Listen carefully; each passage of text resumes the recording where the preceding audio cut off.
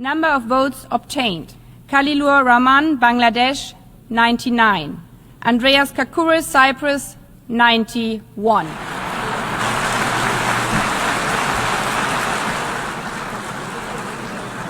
ভঙ্গুর রাজনৈতিক ব্যবস্থা টালমাটাল পরিস্থিতি এই অবস্থায় দেশের হাল ধরে বিএনপি সরকার একে একে পার হয়েছে 3 মাস। এর মধ্যেই আন্তর্জাতিক পরিমণ্ডলে এক বিশাল ও ঐতিহাসিক কূটনৈতিক সাফল্য অর্জন করল বাংলাদেশ। মঙ্গলবার জাতিসংঘের সাধারণ পরিষদের 81তম অধিবেশনের সভাপতি নির্বাচনে জয়লাভ করেছেন বাংলাদেশের পররাষ্ট্রমন্ত্রী ডক্টর খলিলুর রহমান। বিশ্বমঞ্চে দেশের এই গৌরবোজ্জ্বল অর্জনে দেশ জুড়ে বিএনপি নেতাকর্মীদের পাশাপাশি সাধারণ মানুষের মধ্যে বইছে খুশির জোয়ার। এদিকে সাধারণ পরিষদের 81তম অধিবেশনের সভাপতি নির্বাচিত হওয়ায় বিশ্বের বিভিন্ন দেশের নেতৃবৃন্দ, পররাষ্ট্রমন্ত্রী এবং বিভিন্ন আন্তর্জাতিক সংস্থা বাংলাদেশের পররাষ্ট্রমন্ত্রী খলিলুর রহমানকে অভিনন্দন জানিয়েছেন। তারা এই বিজয়কে বাংলাদেশের ক্রমবর্ধমান বৈশ্বিক মর্যাদা এবং বহুপক্ষীয়তার প্রতি অঙ্গীকারের স্বীকৃতি হিসেবে উল্লেখ করেছেন।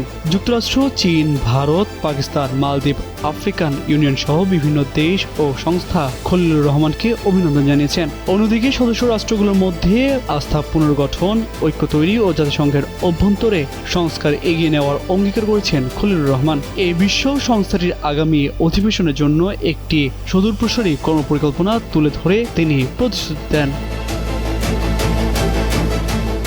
রাজনৈতিক ও কূটনৈতিক বিশ্লেষকদের অনেকেই বিএনপি সরকারের দায়িত্ব গ্রহণের অল্প সময়ের মধ্যে একে অন্যতম প্রধান এবং বড় ধরনের আন্তর্জাতিক সফলতা হিসেবে আখ্যায়িত করেছেন। তাদের আন্তর্জাতিক পরিমণ্ডলে বাংলাদেশের কূটনৈতিক সাফল্য যে পালক যুক্ত হয়েছে তা নিঃসন্দেহে স্বস্তির খবর।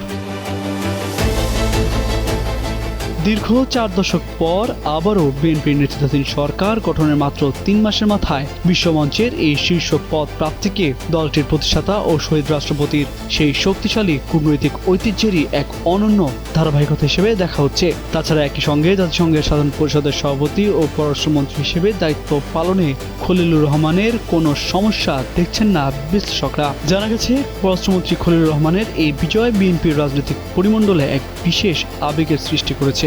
দলটির নেতাকর্মীরা স্মরণ করছেন বাংলাদেশের প্রথমবার জাতিসংঘ সাধারণ পরিষদের সভাপতি পদ পাওয়ার ঐতিহাসিক মুহূর্তটিকে।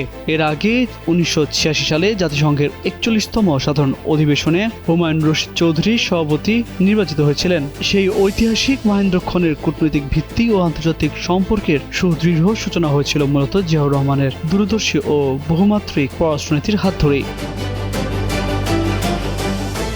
বিএনপির দায়িত্বশীল নেতা এবং রাজনৈতিক বিশ্লেষকদের মতে দায়িত্ব গ্রহণের মাত্র 3 মাসের মধ্যে সরকারের অন্যতম এই বড় সাফল্যের পিছনে বেশ কিছু গুরুত্বপূর্ণ কারণ রয়েছে। সেগুলোর মধ্যে উল্লেখযোগ্য হলো অল্প সময়ে আন্তর্জাতিক আস্থা অর্জন।